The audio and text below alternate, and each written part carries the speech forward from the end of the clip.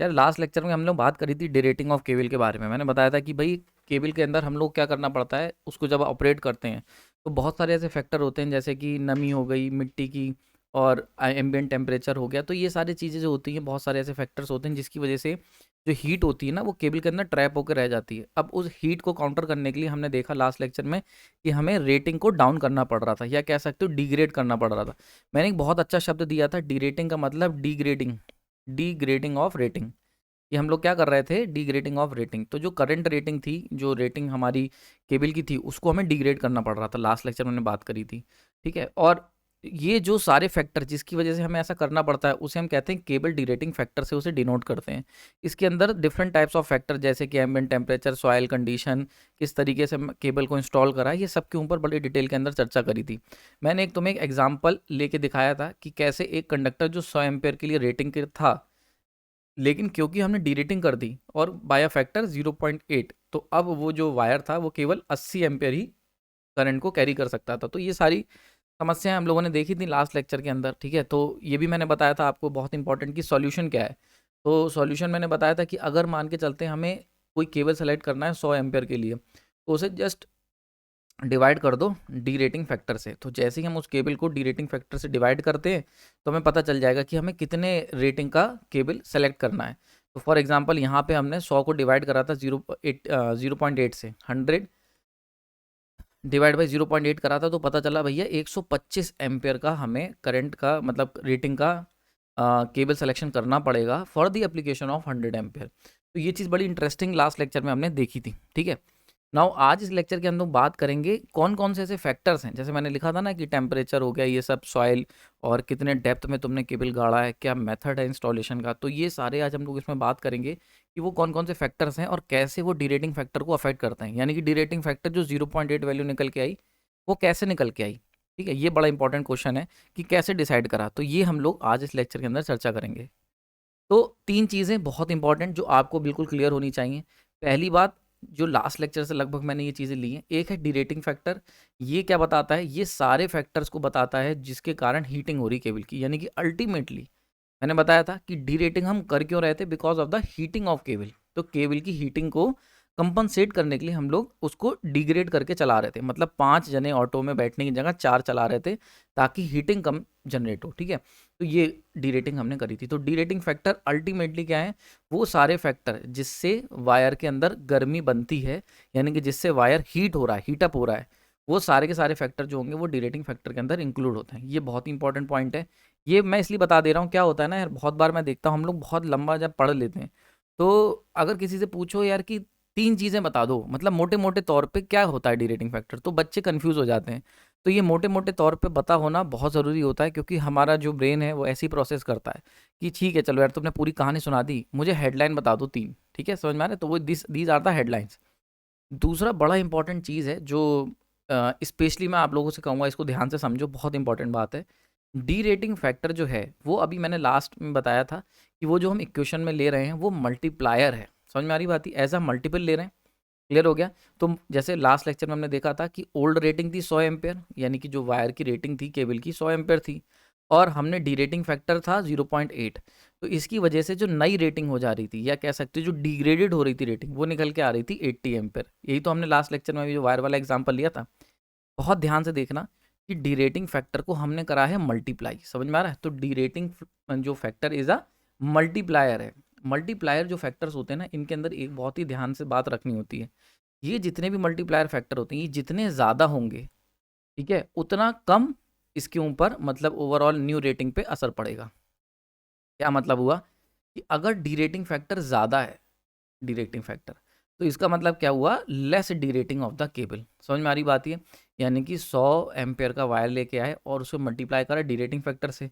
अगर D rating factor है 0.9, तो हमारा जो वायर है वो 90 एम्पेयर तक का करंट कैरी कर लेगा। वहीं पे अगर ये 0.8 है तो केवल 80 एम्पेयर तक करंट कैरी करेगा। वहीं पे अगर ये 0.4 है तो केवल 40 एम्पेयर के लिए ही यूज़ हो पाएगा। तो एक बात तुम बहुत ध्यान से देखो जो मैं आपको समझाना चाह रहा हूँ, ठीक है, कि डी रेटिंग फैक्टर जो है ये मल्टीप्लायर है, तो यहाँ पे इसका डायरेक्ट इम्पैक्ट हमें देखने को मिल रहा है। तो जितना ज़्यादा डीरेटिंग फैक्टर होगा उतनी अच्छी बात है। बहुत ध्यान से समझना, यही मैं तुम्हें बता रहा हूँ जो मिस्टेक होती है। देखो हम लोगों ने अभी तक जितना सीखा ना, अगर एक नॉर्मली पुराने लेक्चर को अगर मैं देख लूँ, तो नॉर्मली अगर मैं किसी से पूछूंगा डीरेटिंग फैक्टर जो है वो क्या अच्छी चीज़ है, ज़्यादा होना अच्छी चीज़ है कि कम होना, तो बहुत बार बच्चों को नहीं पता होगा। बच्चे कहेंगे सर ज़्यादा होना तो ख़राब बात है। नहीं, बहुत ध्यान से समझो, इसीलिए मैं तुम्हें यहाँ पे स्पेशली सेकंड पॉइंट के ऊपर इतना टाइम दे रहा हूँ। डी रेटिंग फैक्टर जो होगा जितना ज़्यादा होगा उतनी अच्छी बात है। क्यों? क्योंकि अगर ये मैक्सिमम वैल्यू डिरेटिंग फैक्टर कितनी हो जाएगी, 1 हो जाएगी। अगर मैक्सिमम वैल्यू डिरेटिंग फैक्टर की 1 हो गई, तो 100 एम्पेयर का वायर खरीद के लाए थे और वो 100 एम्पेयर के करंट के लिए यूज़ हो रहा है। So this is the ideal condition. समझ में आ रही बात है? तो डिरेटिंग फैक्टर जितना ज़्यादा होगा उतनी अच्छी बात है। जैसे फॉर एग्जाम्पल, इसके लिए मैं एक बहुत इंपॉर्टेंट चीज़, जैसे फॉर एग्जाम्पल वोल्टेज रेगुलेशन होता है, ठीक है? वोल्टेज रेगुलेशन जो होता है वो ये बताता है कि कितना हम वोल्टेज को रेगुलेट, हमारी जो डिवाइस है वो वोल्टेज को कितना रेगुलेट कर रही है, यानी कि कितनी क्लोज है आइडियल वोल्टेज सोर्स बनने के। तो वोल्टेज रेगुलेशन में बहुत बार बच्चों से वाइवा पूछता हूँ कि वोल्टेज रेगुलेशन ज़्यादा होना चाहिए कि कम होना चाहिए, ठीक है? तो बच्चे कहते हैं सर वोल्टेज रेगुलेशन तो अच्छी चीज़ है, ज़्यादा होना चाहिए। गलत आंसर। वोल्टेज रेगुलेशन हमेशा कम से कम होना चाहिए। समझ में आ रही बात? ये बात आपको हमेशा ध्यान रखनी है कि मिनिमम होना चाहिए। 0 हो तो बहुत अच्छा है, ठीक है? क्लियर हो रहा होगा यहाँ पे। तो अगर 0 है तो बहुत अच्छी बात है। तो जितना ज़्यादा आपका वोल्टेज रेगुलेशन जितना ज़्यादा होगा उतना ख़राब परफॉर्मेंस आपके डिवाइस की या जो भी सोर्स है उसकी उतनी ख़राब परफॉर्मेंस होगी, उतना ज़्यादा वो दूर है आइडियल सोर्स बनने से। वोल्टेज रेगुलेशन के ऊपर मस्त लेक्चर 3-4 मैंने डाले हुए हैं, जाके देखो उसको यार। वो तुम्हारे बिल्कुल अंदर तक के जो वो होते हैं ना डाउट, वो क्लियर कर देगा पूरा। वोल्टेज रेगुलेशन मैंने अल्टरनेटर में भी पढ़ाया हुआ है, वोल्टेज रेगुलेशन मैंने ट्रांसफार्मर में भी पढ़ाया हुआ है, डीसी मशीन में भी पढ़ाया हुआ है। सब के सब चेक करो जाके, पूरी कहानी क्लियर हो जाएगी। तो वैसे ही क्या होता है, डीरेटिंग फैक्टर के बारे में आपको इतनी बात हमेशा ध्यान से समझ के रखनी है। जस्ट केवल फैक्टर की जानकारी होने से काम नहीं चलेगा। क्लियर हो गया? तो जितना ज़्यादा डीरेटिंग फैक्टर होगा उतनी अच्छी बात है। तो ये तुम्हें पता होना चाहिए। इसलिए मैं कहता हूँ जब भी कोई फैक्टर पढ़ रहे हो ना, जब भी कोई फैक्टर पढ़ रहे हो, तो हमेशा फैक्टर की जानकारी लेने के साथ साथ ये भी समझ लो कि उसका ज़्यादा होना अच्छी बात है, ज़्यादा होना अच्छी बात है या कम होना अच्छी बात है, इतनी जानकारी और ले लो। बहुत बार बच्चे जस्ट फैक्टर पढ़ आते हैं लेकिन उन्हें ये जानकारी नहीं होती कि फैक्टर का ज़्यादा होना अच्छी बात है कि कम होना। So that is an important part. I hope clear हो गया होगा। तीसरे इंपॉर्टेंट बात की बात कर लेते हैं, फैक्टर्स। तो देखो बहुत इंपॉर्टेंट, अगर डीरेटिंग फैक्टर को, यही जो मैंने अभी बताया ना, इसको अगर मैं आपको इसमें से बताऊं, तो अगर कोई केबल है जिसके अंदर हीट एक्सचेंज बहुत तेज़ी से हो रहा है, मान के चलते हैं ये कोई केबल है जो राहुल ने बिछाई है और एक केबल जो है वो संदीप ने बिछाई है, ठीक है? संदीप ने। तो अगर मान के चलते हैं ये वाली जो केबल है इसके अंदर अगर हीट बड़े आराम से एक्सचेंज हो रही है, तो मैंने आपको फर्स्ट लेक्चर में बताया था पीछे कि जितना अच्छे से हीट एक्सचेंज होगी उतना केबल कूल रहेगा, ठीक है? जितना ज़्यादा वो हीट एक्सचेंज करेगा ये एनवायरनमेंट के साथ, उतना वो केबल कूल डाउन रहेगा, और जितना केबल कूल रहेगा उतना कम उसका टेम्परेचर राइज होगा। तो कूल केबल क्योंकि कूल डाउन रहेगी तो उसका डीरेटिंग फैक्टर हाई रहेगा। समझ में आ रही बात? ये तो अगर डीरेटिंग फैक्टर हाई रहेगा, एग्जाम्पल के तौर पे राहुल की जो केबल है इसका डीरेटिंग फैक्टर 0.95 आया, तो इसका क्या मतलब हुआ कि ये जो केबल लेके आया था 100 एम्पेयर की, ये 95 एम्पेयर तक के करंट को इजीली कैरी कर लेगी। तो यहाँ पे केवल हमने 5 एम्पेयर की डीरेटिंग करी, जस्ट 5 एम्पेयर की हमने डीरेटिंग करी। समझ में आ रही बात? थी क्लियर हो गया सारा मतलब? इसी तरीके से अगर हम बात करते हैं संदीप, संदीप ने जो है बहुत ही ज़मीन के अंदर जाके गाड़ी है, तो यहाँ पे हीट एक्सचेंज नहीं हो पा रही बल्कि ट्रैप हो गई है केबल के आसपास। तो हीट एक्सचेंज जो है वो पुअर है, मतलब हीट बहुत ही कम एक्सचेंज हो रही है सैंड या एनवायरनमेंट के साथ। तो जब हीट एक्सचेंज कम होगी, देखो दो, एक बात ध्यान से, बहुत इंपॉर्टेंट बात है जो आपको मैं बार बार बता रहा हूँ। केबल के अंदर मान के चलते हैं 2 केबल हैं, दोनों की दोनों 100 एम्पेयर करंट को कैरी कर रही थी, ठीक है? राहुल की भी और संदीप की भी।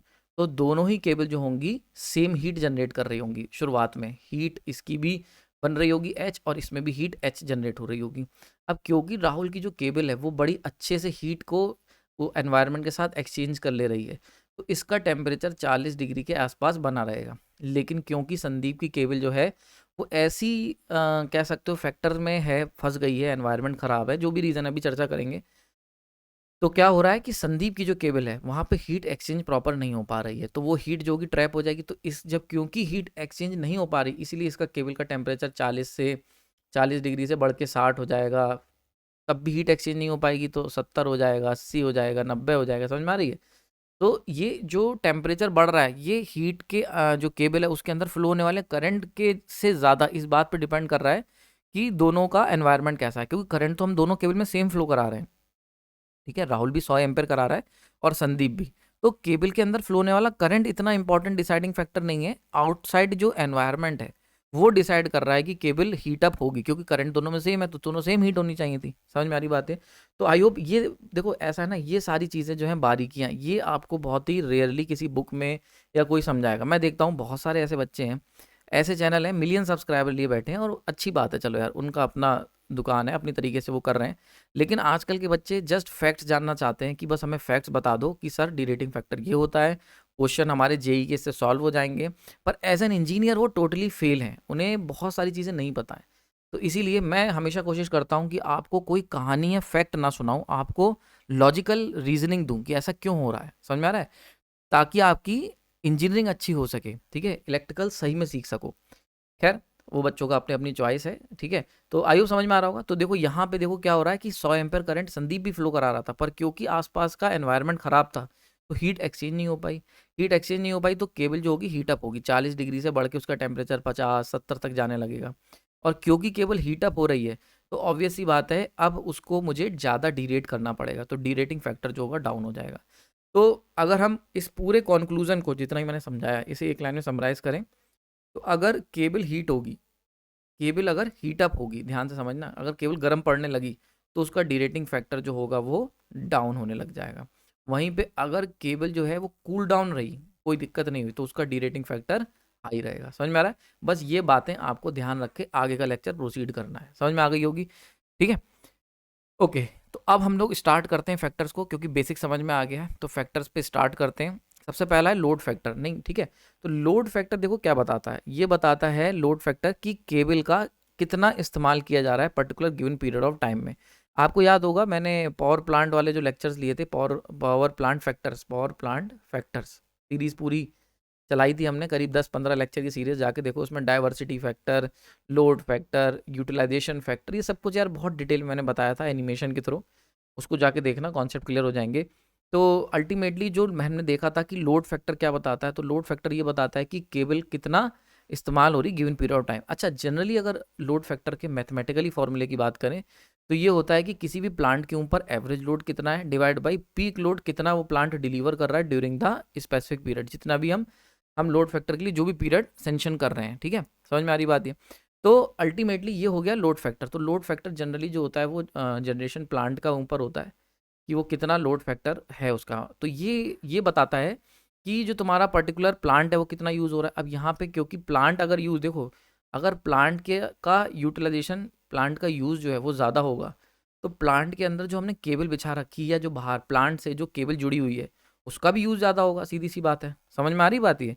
भाई अगर प्लांट जो है वो ज़्यादा इलेक्ट्रिसिटी बना रहा है, ठीक है, यूज़ ज़्यादा हो रहा है, मतलब ज़्यादा इलेक्ट्रिसिटी ट्रांसमिट कर रहा है, तो अगर इलेक्ट्रिसिटी ज़्यादा ट्रांसमिट करेगा वो ट्रांसमिट तो केबल से ही की जाएगी। तो भाई ऑब्वियस ही बात है कि केबल का जो है, केबल के ऊपर भी लोड बढ़ेगा तो केबल का भी यूज़ ज़्यादा होगा, ठीक है। तो सिंपल सी चीज़ है, अगर लोड फैक्टर ज़्यादा होगा तो यूसेज ऑफ केबल जो होगा वो भी ज़्यादा होगा। लोड फैक्टर ज़्यादा, केबल का यूसेज ज़्यादा। अब केबल अगर ज़्यादा यूज़ आएगी तो ज़्यादा उसमें से पावर फ्लो करेगी तो ज़्यादा गर्म भी पड़ेगी। समझ में आ रहा है? तो हीटिंग भी ज़्यादा होगी केबल की। ठीक, क्यों? क्योंकि भाई अगर कोई वायर है वो दिन में 4 बार यूज़ हो रहा है, एक वायर 24 घंटे यूज़ में है, तो उसकी हीटिंग होगी, ऑब्वियस सी बात है। अब अगर केबल की हीटिंग होगी तो केबल की अगर हीटिंग हो रही है तो जो उसका डीरेटिंग फैक्टर है वो डाउन होने लगेगा। समझ में आ रही बात ये? क्लियर हो गया? तो अगर कोई केबल जो है ऐसे प्लांट को सर्व कर रही है जिसका लोड फैक्टर ज़्यादा है, मतलब जो ज़्यादा यूज़ हो रहा है, ठीक है, तो ऐसे केस में क्या हो रहा है, केबल भी ज़्यादा यूज़ होगी और डीरेटिंग फैक्टर जो होगा वो पुअर होने लगेगा। अच्छा, हम क्यों लोड फैक्टर तो कम क्यों नहीं कर देते किसी भी प्लांट का? तो मैंने वहाँ पे ही बताया था, लोड फैक्टर जो होता है बेसिकली ये बताता है कि अगर लोड फैक्टर ज़्यादा है तो इसका मतलब तुम प्लांट का एफिशिएंट यूटिलाइजेशन कर रहे हो। यार ऑब्वियस ही बात है, तुमने अगर आप किसी दुकान पे जाते हो, तुमने एक अपने नौकर रखा है, तो तुम क्या चाहोगे, अगर उसे 8 घंटे के पैसे दे रहे हो तो उसे 8 घंटे में से एटलीस्ट 7 घंटे तो काम करवाओ। बल्कि आज तो बुरा हाल है, प्राइवेट में जाके देखोगे तो 8 घंटे के लिए अगर तुमने किसी को रखा है तो 9 घंटे का काम लिया जा रहा है उससे। ठीक है, क्लियर हो गया यहाँ पे? तो ऐसे ही लोड फैक्टर यही बताता है बेसिकली कि कितना लोड डाल रहे हो अपने चीज़ों पे। तो हम क्या चाहते हैं जनरली, कि हम चाहते हैं कि भैया जो भी हमने बंदा लिया हुआ है या जो भी प्लांट के अंदर इक्विपमेंट्स हैं वो सब के सब फुली यूटिलाइज हों फुली टाइम पीरियड में। मतलब 12 घंटे अगर प्लांट चल रहा है तो हम चाहते हैं कि 12 घंटे हम यूटिलाइज करें। क्यों? क्योंकि इकोनॉमिकली ये चीज़ बहुत सही रहती है। ठीक है, मतलब पैसे का एक एक पाई का तुमने मजे ले लिए, तो डेट इज़ द पॉइंट। तो इसीलिए जो पावर प्लांट्स होते हैं वो लोड फैक्टर को हाई रखते हैं, तो हम उसे लो नहीं कर सकते। सही है, तो इसीलिए हमें केबल की डीरेटिंग करनी पड़ेगी। तो जितने भी ऐसे पावर प्लांट हैं जिनका लोड फैक्टर हाई है वहाँ पे हमें केबल की डीरेटिंग ज़्यादा करनी पड़ेगी। ठीक है, क्लियर हो गया यहाँ पे।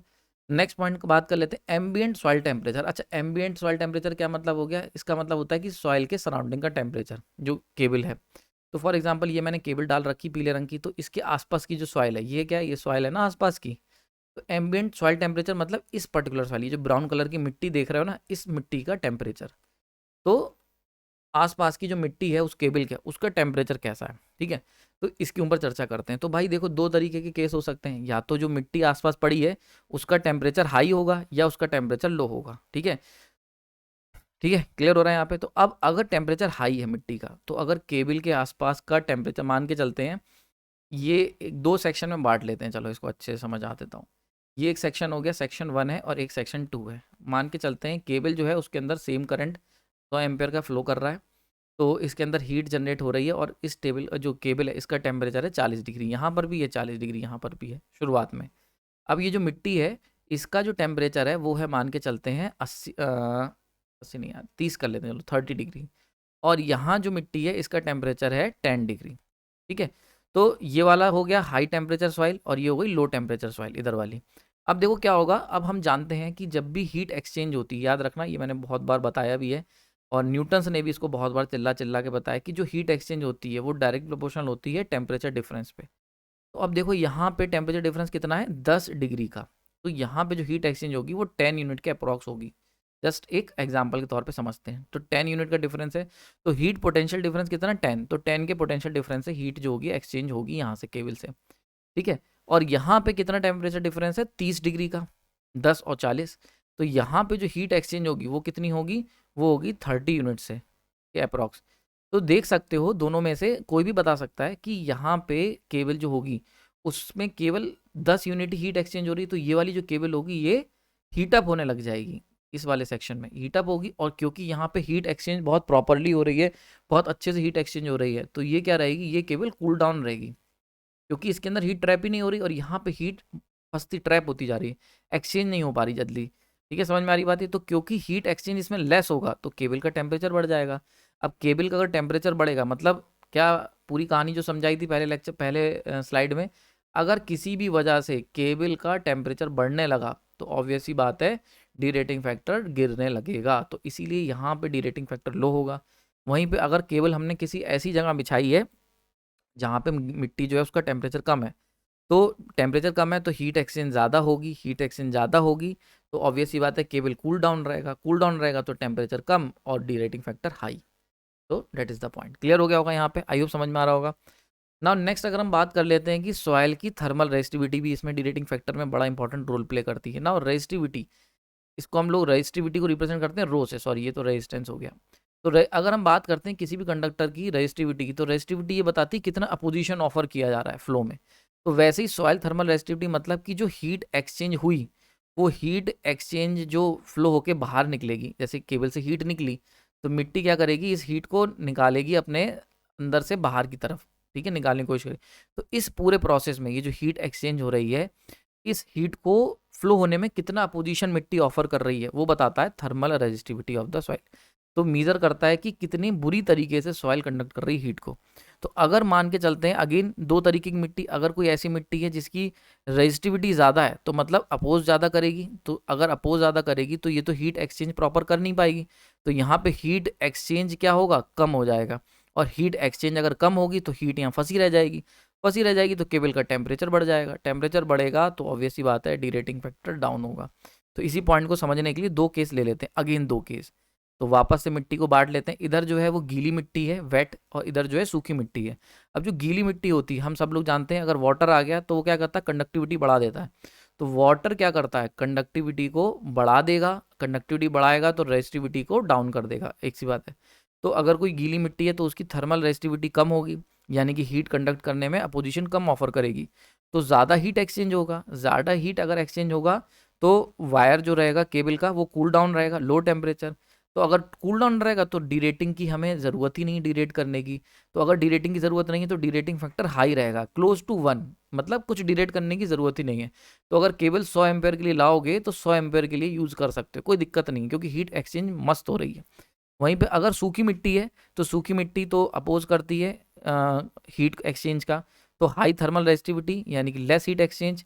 अगर हीट एक्सचेंज नहीं होगी तो यहाँ ट्रैप रह जाएगी, तो हाई टेम्परेचर। अब हाई टेम्परेचर होगा तो हमें लो डीरेटिंग फैक्टर मतलब डीरेट करने की ज़रूरत पड़ेगी। तो यहाँ पे केबल 100 एम्पेयर का जो केबल लाए हो उसको अगर मान के चलते हैं डीरेटिंग फैक्टर 0.8 है तो केवल 80 एम्पेयर के लिए ही तुम यूज़ कर सकते हो, वरना वायर गर्म पड़ने लगेगा। अगर आप चाहते हो सेफली तो 80 एम्पेयर के लिए उसे डीरेट करके यूज़ करोगे। नेक्स्ट हम लोग बात करते हैं इंस्टॉलेशन के बारे में कि भैया इंस्टॉलेशन जो है इसका क्या असर पड़ता है, ठीक है, इसको समझ लेते हैं। तो इंस्टॉलेशन मतलब देखो, हमने ये आपको लेक्चर मैंने कवर करा था ना कि कितने तरीके से इंस्टॉल करते हैं, 3 तरीके बताए थे मैंने, 3 वेज, ठीक है। एक था तुम्हारा डक्ट वाला, एक था सबसे पहला था अंडरग्राउंड, डायरेक्टली फेंक देंगे ऐसे, डायरेक्ट मेथड, ठीक है, अंडरग्राउंड मतलब डायरेक्ट मेथड। एक था डक्ट हो गया और एक था टनल, ठीक है, तो यही मेथड की बात हो रही है। तो अगर हम बात करते हैं डक्ट ले लो या फिर डायरेक्ट ले लो, दोनों ही केसेस में हमने ज़मीन के अंदर गाड़ देते हैं। तो अगर हमने इंस्टॉलेशन के बेसिस पे बात कर रहे हैं तो ये 2 मेथड मैंने बता दिए। तो अगर इंस्टॉलेशन के बेसिस पे बात करें तो ये जो इंस्टॉलेशन के तरीके होते हैं डायरेक्टली अफेक्ट करते हैं एम्पेसिटी ऑफ द वायर। नाउ एम्पेसिटी को मैंने स्पेशली डाल दिया है, ठीक है। एम्पेसिटी क्या होता है, बहुत बार बच्चे क्वेश्चन में पूछ लेते हैं, कई बार मैंने क्लियर करा है फिर भी बता दे रहा हूँ। तो एम्पेसिटी ये बताता है कि मैक्सिमम करंट जो कि कोई कंडक्टर कैरी कर सकता है कंटिन्यूअसली, मतलब जब तक 24 घंटे, ठीक है, under the condition of use without exceeding its temperature rating. मतलब अगर कोई वायर है, उस वायर के अंदर हमने करंट फ्लो कराया 100 एम्पेयर का, ठीक है, तो 100 एम्पेयर का करंट फ्लो कर रहा है और इसका टेम्परेचर जो है स्टैंडर्ड टेम्परेचर है 40 डिग्री। तो 100 एम्पेयर अगर मैं 24 घंटे तक फ्लो कराता रहूँगा तब भी इसका टेम्परेचर 40 डिग्री मेंटेन रहेगा, ठीक है। तो ये होती है इसकी एम्पेसिटी, समझ में आ रहा है। तो मैक्सिमम करंट जो ये कंडक्टर स्टैंडर्डली कैरी कर सकता है विदाउट टेम्परेचर को एक्सीड किए हुए, तो डेट इज योर एम्पेसिटी, ठीक है। तो करंट कैरिंग कैपेसिटी एक्चुअली बताता है, एम्पेसिटी मतलब करंट कैरिंग एम्पेयर कैपेसिटी, ठीक है। इसको अगर मैं तोड़ूं, एम्पेयर कैपेसिटी यानी कि करंट कैरी करने की कितनी कैपेसिटी है विदाउट एक्सीडिंग इस टेम्परेचर, जस्ट अ स्टैंडर्ड, ठीक है। तो ये हो गया, समझ में आ गया होगा। तो भाई देखो, अगर सराउंडिंग जो चेंज है cable ability to dissipate the heat exchange, देखो अभी हमने देखा था पीछे भी कि जो सराउंडिंग होती है ना वो अल्टीमेटली हीट एक्सचेंज को अफेक्ट करती है। तो अगर हम बात करते हैं, 2 तरीके हैं केबल को बिछाने के, एक हो गया अंडरग्राउंड इंस्टॉलेशन। तो अगर इसे मिट्टी के अंदर खोद के गाड़ोगे तो ऐसे में तुम्हें मिट्टी जो होती है वो बहुत अच्छा कंडक्टर की तरह वर्क नहीं करेगी हीट को, तो हीट जो होगी वो बहुत ही कम एक्सचेंज होगी, तो लार्ज डीरेटिंग करनी पड़ेगी, मतलब लो डीरेटिंग फैक्टर। वहीं पे अगर टनल में डाल दोगे वायर्स को, तो मैंने आपको शुरुआत में बताया था पिछले लेक्चर की कि जो ओवरहेड ट्रांसमिशन लाइन होती है उसके अंदर हमें डीरेटिंग की ज़रूरत ही नहीं पड़ती, क्यों, क्योंकि हवा चलती रहती है और हवा जो भी कंडक्टर के अंदर हीट बनती है ना उसको ईजिली एक्सचेंज करवाती है। तो क्योंकि एयर जब फ्लो करेगी तो ईजिली क्योंकि एक्सचेंज करा देती है, तो इसलिए वहाँ हमें ज़रूरत ही नहीं पड़ती डीरेट करने की। तो केबल, अब ये जो अंडरग्राउंड जनरली जो केबल होते हैं these are representing the underground normally cable. तो यहाँ पे क्या हो रहा है, हमें ज़रूरत पड़ रही हीट एक्सचेंज करने की, तो इसीलिए क्या हो रहा है, यहाँ पे डीरेटिंग फैक्टर हाई होगा अंडरग्राउंड में। और अगर टनल में चले जाओगे तो क्योंकि एयर इंस्टॉलेशन है तो डीरेटिंग फैक्टर बहुत ही स्मॉल रहता है, मतलब सॉरी स्मॉल डीरेटिंग रिक्वायर्ड, और डीरेटिंग फैक्टर जो होगा वो हाई रहेगा। ध्यान रखना, डीरेटिंग फैक्टर डीरेटिंग के जस्ट अपोजिट है, जितना ज़्यादा डीरेटिंग फैक्टर उतना कम डीरेटिंग की ज़रूरत पड़ेगी। सॉरी। नेक्स्ट हम लोग बात कर लेते हैं joule heating. Joule heating simply क्या होता है कि ओमिक हीटिंग भी इसे कहते हैं, यहाँ लिखा हुआ है कि जो नॉर्मली जब करंट फ्लो करता है तो वायर के अंदर जो रेजिस्टेंस होता है ना वो जो अपोजिशन ऑफर करता है उससे हीट जो जनरेट होती है उसे जूल हीटिंग कहते हैं। तो जनरली केबल रेजिस्टेंस मैंने बताई दी आपको, तो रेजिस्टेंस की वजह से ये हीटिंग होती है केबल के। तो अगर केबल का रेजिस्टेंस ज़्यादा है तो हीट भी ज़्यादा जनरेट होगी, हीट ज़्यादा जनरेट होगी तो मुझे डीरेटिंग फैक्टर को लो करना पड़ेगा, समझ में आ रहा है, यानी कि डी रेटिंग बढ़ानी पड़ेगी और डी रेटिंग फैक्टर की वैल्यू को कम करना पड़ेगा। समझ में आ रही बात है, क्लियर हो गया। तो इसीलिए ऐसा केबल लो जिसका रेजिस्टेंस जो है वो मिनिमम हो और कांस्टेंट रह सके, मतलब टेम्परेचर से बहुत ज़्यादा अफेक्ट ना करता हो। नेक्स्ट अगर हम लोग बात करते हैं इंसुलेशन की, इंसुलेशन की बात कर लेते हैं। तो देखो इंसुलेशन जो है वो बहुत इंपॉर्टेंट रोल प्ले करता है। भैया 3 कोर लेके चल रहे हो तो ये तीनों कोर आपस में इतने क्लोज हैं, तो इसके लिए ही तो हम लोगों ने वो बढ़िया वाला जो बेल्टेड इंसुलेशन और बहुत तरीके के इंसुलेशन पढ़े थे, ऑयल वाले और वो गैस प्रेशर्ड गैस वाले, ये सब पढ़े थे ना। तो अल्टीमेटली इंसुलेशन बढ़िया होना चाहिए, क्योंकि यार इतने हाई वोल्टेज के केबल इतने क्लोज रेंज में लेके चल रहे हो, ठीक है। अब अगर टेम्परेचर बढ़ेगा कंडक्टर का, केबल का, तो ऐसे में क्या होगा, इंसुलेशन के ऊपर सबसे पहले चिंता आती है कि इंसुलेशन ना फेल हो जाए। तो ये बहुत ज़रूरी है कि जो टेम्परेचर रेटिंग है इंसुलेशन की वो हाई होनी चाहिए। मतलब अगर सराउंडिंग में हीट एक्सचेंज ना होने के कारण किसी केबल का अगर टेम्परेचर बढ़ता है टेम्परेचर, तो ये ज़रूरी है कि जो उसका इंसुलेशन है ना वो फेल ना हो जाए। बहुत इंपॉर्टेंट भाई, अगर बढ़ भी गया टेम्परेचर तो हमारा इंसुलेशन इतना ताकतवर होना चाहिए कि उस हाई टेम्परेचर के इफेक्ट को बर्दाश्त कर सके। तो it will not melt down during the cable heating, मतलब अगर केबल हीट हो रही है तो भी वो मेल्ट ना करे। तो अगर ऐसा अच्छा क्वालिटी का इंसुलेशन लेके चल रहे हो तो हम केबल जो है उसे हाई एम्पेसिटी पे भी ऑपरेट कर लेंगे। समझ में आ रही बात है, उसको डिरेट करने की ज़रूरत नहीं पड़ेगी। तो इसीलिए कहते हैं कंपनी का केबल खरीदो ताकि उसकी इंसुलेशन बढ़िया हो, और कभी अगर मान के चलते हैं शॉर्ट सर्किट या कोई दिक्कत हो भी जाए तो हमें दिक्कत, हमें परेशानी ना हो कि अरे यार लो यार ये तो जल रहा है केबल, ना मतलब इंसुलेशन ना जल जाए। क्योंकि अगर इंसुलेशन जल गया तो आपस में कंडक्टर चिपक जाएंगे, तब तो और बड़े लेवल का फॉल्ट हो जाएगा। तो अगर आपका केबल अच्छा इंसुलेटर लेके चल रहा है तो वहाँ पे भी हमें डीरेटिंग की ज़रूरत ज़्यादा नहीं पड़ेगी। तो इसका कह सकते हैं, अगर अच्छा इंसुलेशन है तो मतलब हाई टेम्परेचर रेटिंग का इंसुलेशन लोगे तो डीरेटिंग फैक्टर की वैल्यू भी हाई रहती है, ठीक है। नेक्स्ट बहुत इंपॉर्टेंट पॉइंट है सातवां, डेप्थ ऑफ योर केबल। कितने गहरे गड्ढे में तुमने केबल को गाड़ा है। तो देखो सीधी सी बात है, एग्जांपल के तौर पे दो केबल हैं, केबल ए केबल बी। अब देखो यहाँ पे इसकी डेप्थ कम है, तो यहाँ पे क्योंकि डेप्थ कम है तो ईजिली हीट एक्सचेंज एनवायरनमेंट में रिलीज हो जाएगी, ठीक है, क्योंकि बिल्कुल ज़मीन से थोड़ा सा अंदर है। तो heat dissipation large large heat dissipate होगी। अब हीट डिसिपेशन अगर अच्छा होगा, हमने कई बार देखा है, तो भाई उसके वो जो केबल होगा वो कूल रहेगा, टेंशन फ्री रहेगा, क्योंकि उसकी टेंशन रिलीज हो रही है। तो ऐसे केस में क्या होगा, हमें ज़्यादा डीरेटिंग की ज़रूरत नहीं पड़ेगी और डीरेटिंग फैक्टर हाई रहेगा। वहीं पे अगर कोई ऐसा केबल है जो कि बहुत ही ज़्यादा अंडर जाके गाड़ा है तुमने, तो वो क्या होगा, उसको यहाँ से हीट निकालने के लिए देख रहा हो इतना लंबा रास्ता तय करना है। तो ये क्योंकि इतना अंदर जाके गाड़ा है तो इसकी हीट उतने अच्छे से एक्सचेंज हो नहीं पाएगी एयर के साथ, क्योंकि सॉइल तो कोई बहुत अच्छा हीट कंडक्ट नहीं करती। तो ऐसे केस में क्या होगा, क्योंकि इसके बहुत अंदर गाड़ा है तो ये हीट एक्सचेंज प्रॉपर नहीं हो पाएगी। तो लेस हीट डिसिपेशन, तो हीट जो कि इसके आसपास ट्रैप होकर रह जाएगी। तो हमें ज़्यादा डीरेटिंग करनी पड़ेगी, और ज़्यादा डीरेटिंग का मतलब डीरेटिंग फैक्टर को लो करना पड़ेगा, तभी तो ज़्यादा डीरेटिंग होगी। समझ में आ रही बात ये। नेक्स्ट 8th एंड 9 पॉइंट बहुत इंपॉर्टेंट है, प्रॉक्सिमिटी इफेक्ट और स्किन इफेक्ट, ठीक है। थोड़ा सा इंतजार करो, आने वाले समय में ये लास्ट लेक्चर है केबल का। इसके बाद मैं खुद थक गया हूँ यार केबल को पढ़ते पढ़ते और पढ़ाते हुए। मुझे लगता है कि करीब हमने 20-25 लेक्चर केबल के, 20 लेक्चर आई थिंक शायद मैंने ले लिए हैं। तो मैं खुद थक गया हूँ यार, बोर हो गया हूँ, कुछ नए प्रोजेक्ट पे काम करूँगा। तो स्किन इफेक्ट और प्रॉक्सिमिटी इफेक्ट जो है इस लेक्चर के ख़त्म होने के बाद जो है, मतलब आने वाले दिनों में इसके ऊपर आने वाला है। थोड़ा सा कुछ इंटरेस्टिंग करते हैं, थक गया हूँ मैं भी यार केबल को पढ़ाते पढ़ाते, इतना डिटेल में हम लोग पढ़ चुके हैं, 20 लेक्चर केबल में पढ़ चुके हैं, ठीक है। तो आई होप मज़ा आ रहा होगा, लाइक कर देना यार अगर अच्छा लगता है, और लोगों को बताओ कि यार हाँ इतना डिटेल, मतलब इंजीनियरिंग सीखी भी जा सकती है, सीखने के लिए भी पढ़ा जा सकता है, that is my point. Okay, तो प्रॉक्सिमिटी इफेक्ट की बात कर लेते हैं। तो ये दोनों इफेक्ट जो होते हैं ये एसी के अंदर होते हैं। जब भी एसी सप्लाई की बात होती है तो प्रॉक्सिमिटी इफेक्ट में क्या होता है, तो अगर कोई केबल कंडक्टर जो होते हैं वो क्लोज प्रॉक्सिमिटी में रखे जाते हैं, मतलब बहुत ही पास पास रखे जाते हैं, तो उनके अंदर क्या होता है, प्रॉक्सिमिटी इफेक्ट देखने को मिलता है। ये क्यों होता है, because of the magnetic magnetic effect. तो मतलब जैसे फॉर एग्जांपल ये दो केबल अब इतने पास हैं, तो इसकी जो मैग्नेटिक फील्ड होगी वो इस केबल के ऊपर इफेक्ट डालेगी, और इस केबल की जो मैग्नेटिक फील्ड होगी वो इस केबल के ऊपर इफेक्ट डालेगी। तो इनकी मैग्नेटिक फील्ड के कारण क्या होता है, एक दूसरे की मैग्नेटिक फील्ड के कारण प्रॉक्सिमिटी इफेक्ट के अंदर क्या होता है कि जो करंट होता है ना वो इस तरीके से कॉर्नर पे इकट्ठा हो जाता है। तो अगर दोनों सेम पोलैरिटी केबल हैं तो अपोजिट डायरेक्शन में इकट्ठा हो जाएगा, और अगर अपोजिट पोलैरिटी के हैं, यानी कि एक से करंट आ रहा है और एक से करंट जा रहा है, तो ऐसे में सेम एजिस पे करंट इकट्ठा हो जाएगा। तो ये जो एजिस पे मतलब सेम एजिस पे इकट्ठा हो रहा है, या एक तरफ मतलब एक पर्टिकुलर साइड में इकट्ठा हो रहा है जो current, this feature is known as proximity effect, ठीक है। तो इससे क्या होता है, अल्टीमेटली समस्या क्या है, इकट्ठा हो रहा है होने दो, नहीं, समस्या ये है कि आप सोच के देखो, हम लाए थे इतना बड़ा कंडक्टर पूरा करंट के लिए, लेकिन करंट बह कितने में रहा है, केवल इतने एरिया में।